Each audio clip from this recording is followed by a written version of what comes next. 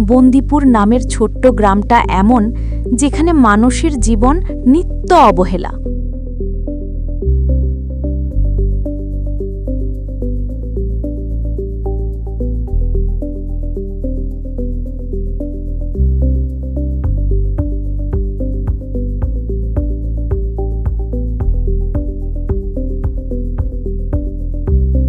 ধুলোর রাস্তা, মাটির ঘর, হাঁস মুরগির শব্দ। তবুও এই গ্রামে রঙিন কিছু আছে, মানুষের স্বপ্ন।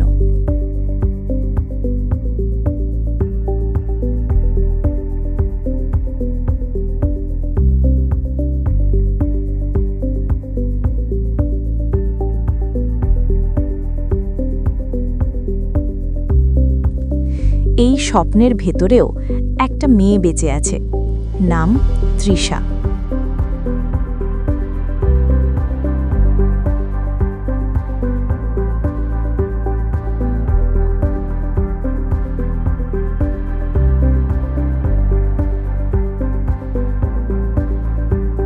মা বাবা হারিয়েছে সে ছোটবেলায়।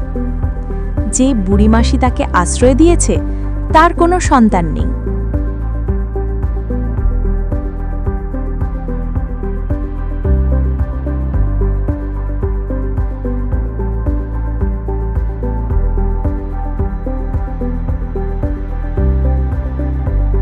তুই সাবধানে যাস মা, আজ বাতাসে অদ্ভুত গন্ধ, দ্রুত কাজ সেরে ফিরিস। তৃষা হাসে, অদ্ভুত স্বচ্ছ হাসি, যে হাসির ভেতরে থাকা ব্যথা মানুষ দেখেও না, শোনেও না।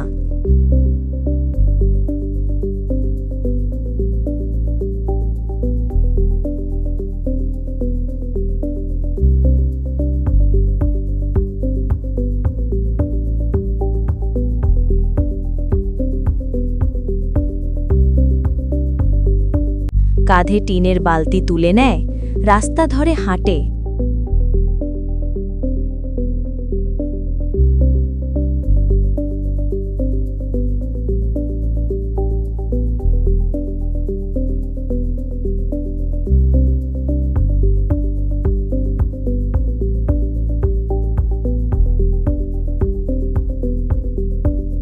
মানুষ তার দিকে তাকায়, কেউ হাসে, কেউ অবহেলা করে।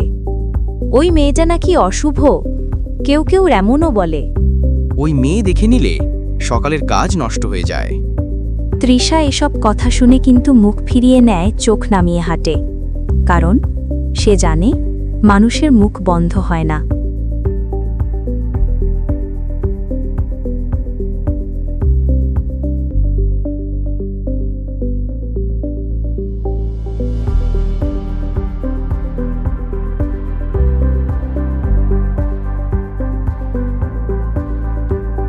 নদীর ধারে তৃষার একলা ভাবনা। নদীর ঢেউয়ের সাদা ফেনা। তৃষা তাকিয়ে থাকে। সে লাঠি দিয়ে মাটিতে আঁকিবুকি করে। তার মাথায় একটা প্রশ্ন বারবার। ওই রাজপ্রাসাদে কি মানুষ হাসে? দূরে পাহাড়ের মাথায় রাজপ্রাসাদ সোনালি আলোয় চকচক করে। ভালোবাসার আশা মানুষের জন্য, রাজপ্রাসাদের জন্য না। সে ভাবে, আমারও যদি একটা জীবন থাকতো যেখানে কেউ আমাকে ডাকতো। কিন্তু তার স্বপ্ন বেঁচে থাকে শুধু মনের ভেতর।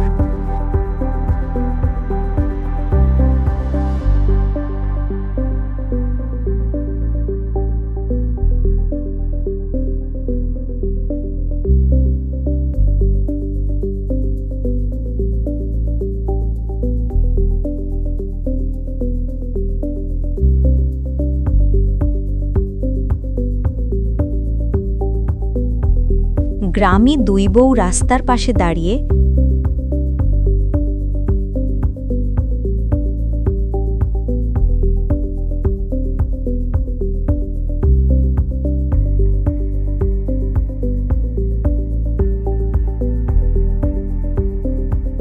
তৃষা ফেরার পথে তাদের পাশ দিয়ে যায়।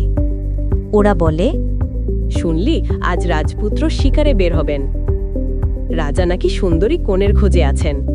ওরা পাশের দিকে তাকিয়ে তৃষাকে দেখে, মুস্কি বিদ্রুপের হাসি দেয়। এমন মেয়েগুলো যদি দেখতো রাজপুত্র। হাসির শব্দের ভেতরেও তৃষা চুপ থাকে, কারণ তৃষার জীবনে সবচেয়ে বড় যুদ্ধ তার আত্মসম্মান।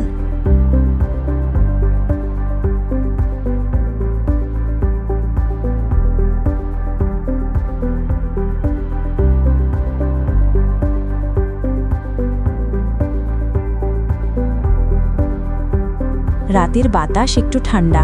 বুড়িমাসি তৃষার হাত টেনে নিজের কাছে বসায়।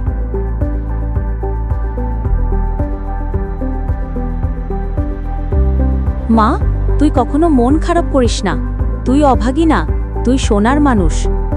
মানুষ তো আমাকে দেখে সেটা বলতে পারে না মাসি।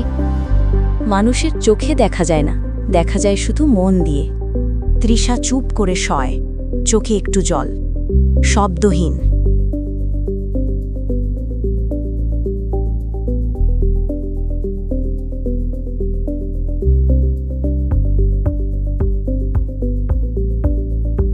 তৃষা জঙ্গল পথে কাঠ কুড়োতে যায়।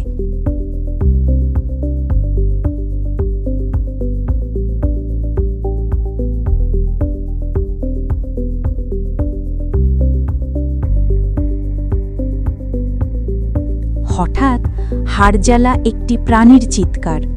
সে দৌড়ে যায়, দেখে সোনালি রঙের একটা হরিণ মাটিতে কাত হয়ে আছে।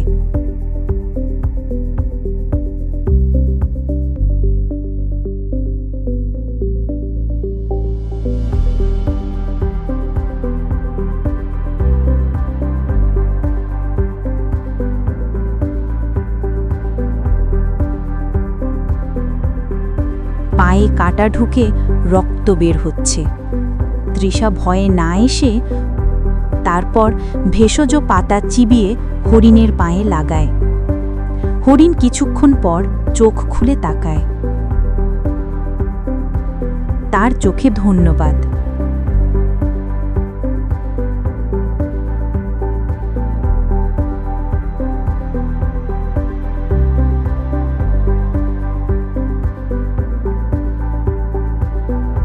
হরিণের গা থেকে আলো বের হতে থাকে।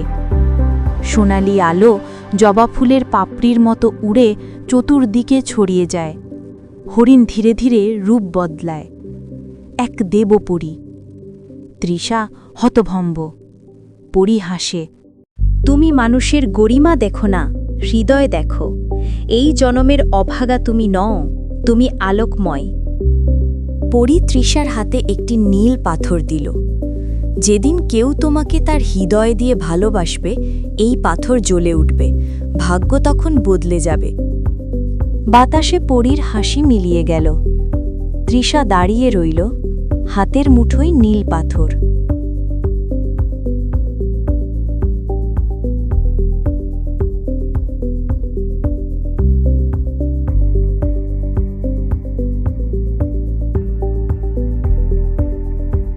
সেদিন সন্ধ্যায় রাজপুত্র অয়ন শিকার করতে আসে।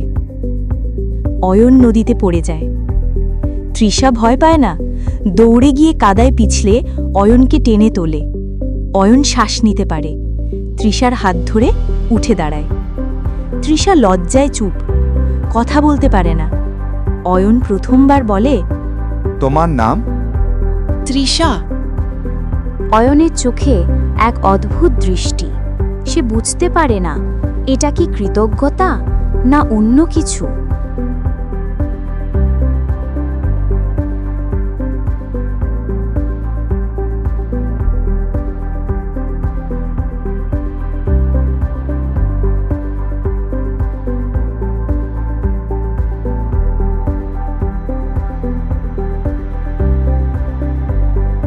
তৃষা ভয়ে সরে যায়, কিন্তু অয়ন স্থির হয়ে তাকিয়ে থাকে।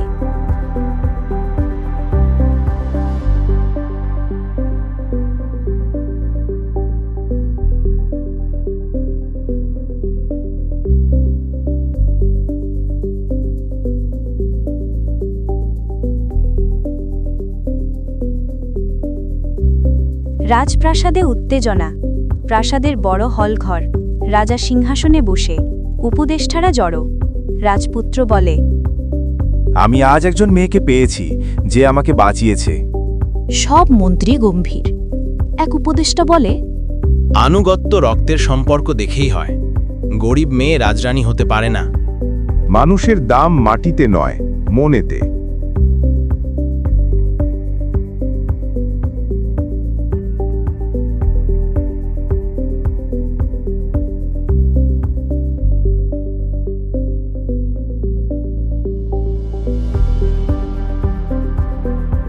অয়ন পরদিন নদীর ধারে যায়, পথ খুঁজে।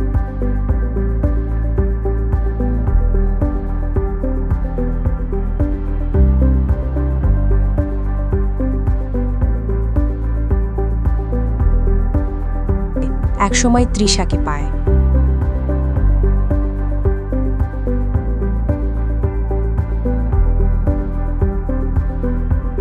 তৃষা মাথা নিচু করে দাঁড়ায়। অয়ন বলেন, আমি তোমার কাছে কিছু চাই না, কিন্তু আমি তোমাকে আবার দেখতে চেয়েছি। আমি কারো বিশ্বাসের মতো মানুষ না। তুমি আমার জীবন বাঁচিয়েছ, আমার চোখে তুমি মূল্যবান। এই মুহূর্তে তৃষার মুঠোয় থাকা নীল পাথর নিজে নিজে জ্বলে ওঠে। নীল আলো ঝলসে উঠে বাতাস কাঁপিয়ে দেয়। পরী আবার উপস্থিত হয়। পরী বলে, ইচ্ছের আকাশ ভাগ্যের ওপরে, তোমরা সত্যকে ভালোবেসেছ। তৃষা রাজপ্রাসাদে আমন্ত্রিত। গ্রামের মানুষ চমকে যায়। গতকালের উপহাসকারীরা আজ মুখ নিচু।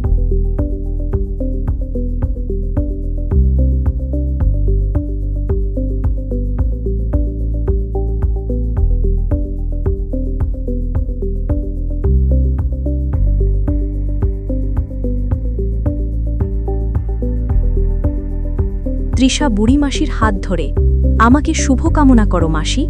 মাসি কাঁদে। তোর ভাগ্য আজ খুলতেছে মা।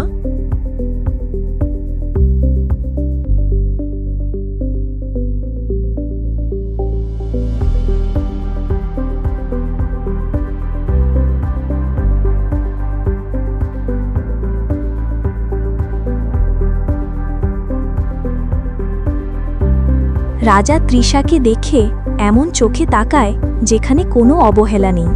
রাজার শুধু এক বাক্য, সত্যিকারের মহিমা নম্রতার ভেতর লুকিয়ে থাকে।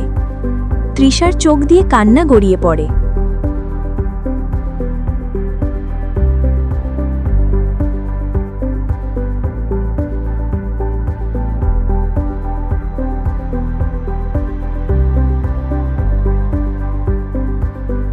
জীবন কখনো কখনো গল্পের চেয়েও সুন্দর হয় যখন ভালোবাসা সত্য হয়।